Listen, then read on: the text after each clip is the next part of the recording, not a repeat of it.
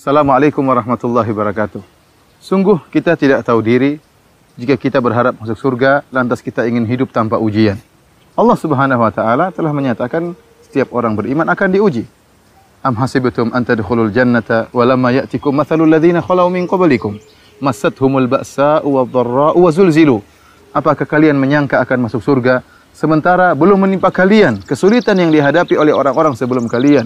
Mereka ditimpa dengan kesulitan, mereka ditimpa dengan kepayahan, bahkan mereka digoncangkan oleh Allah Subhanahu wa taala. Dalam ayat yang lain Allah berfirman, "Ahasiban nasu ayyutraku ayyaqulu amanna." Ahasiban nasu ayyutraku ayyaqulu amanna wa hum la yuftanun. Apakah orang-orang menyangka mereka akan dibiarkan mengatakan kami telah beriman lantas mereka tidak diuji? Ya, seorang mengaku sebagai seorang beriman, bahkan mengaku di atas sunnah, kemudian dia tidak diuji, ingin masuk surga tanpa diuji, maka ini adalah sikap tidak tahu diri. Ketahuilah, Anda hidup di atas muka bumi ini untuk diuji oleh Allah Subhanahu wa taala. Alladzi khalaqal mauta wal hayata liyabluwakum ayyukum ahsanu amala. Dialah Allah Subhanahu wa taala yang telah menciptakan kematian dan kehidupan untuk menguji kalian mana di antara kalian yang terbaik amalannya. Hidup adalah ujian. Semua orang diuji oleh Allah Subhanahu wa taala. Hidup adalah suka dan duka. Jangankan Anda, orang-orang kafir pun diuji oleh Allah Subhanahu wa taala. Apakah Anda pernah melihat orang kafir tertawa terus?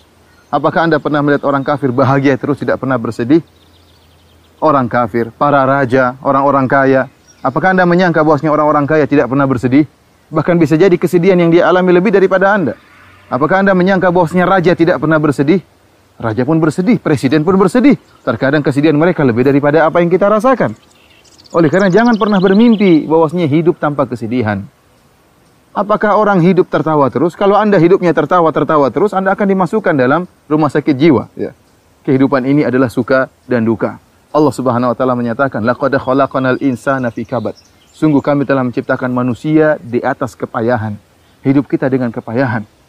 Kita lahir dengan kepayahan. Kita menjalani kehidupan dengan kepayahan. Kita menikah, merawat anak-anak, mengurus istri juga dengan kepayahan, mencari nafkah dengan kepayahan, ya. Dan tidak ada istirahat kecuali kalau kita sudah masuk di surga. Kalau kaki kita sudah sampai di surga, baru kita istirahat. Baru kita bahagia terus. La khaufun alaihim wa lahum yahzanun. Tidak ada kekhawatiran, tidak ada kesedihan, tidak ada ketakutan. Namun selama kita masih di atas muka bumi ini, maka hidup adalah suka dan duka. Terkadang senang, terkadang sedih. Dan kita benar-benar tidak tahu diri kalau ingin hidup ini tanpa ujian. Ingat, bukankah Allah Subhanahu wa taala tatkala memberikan ujian kepada kita adalah demi kemaslahatan kita. Allah ingin dengan ujian tersebut untuk menghilangkan dosa-dosa kita.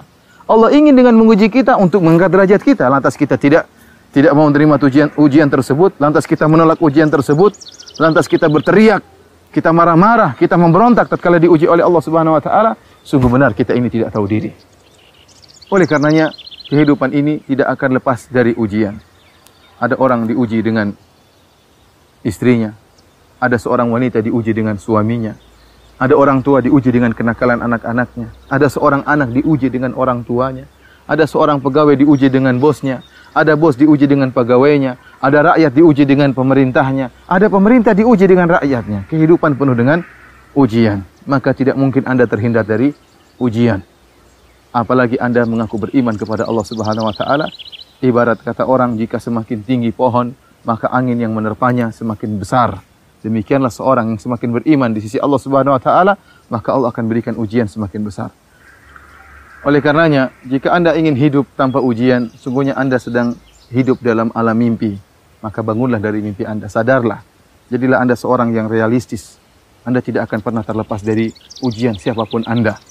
Oleh karenanya berfikirlah bagaimana bisa menghadapi ujian tersebut dengan kesabaran, dengan ketenangan, dengan menerima takdir Allah Subhanahu wa taala, maka Anda akan diberikan kebahagiaan di dunia sebelum di akhirat. Wallahu taala alam bisawab. Assalamualaikum warahmatullahi wabarakatuh.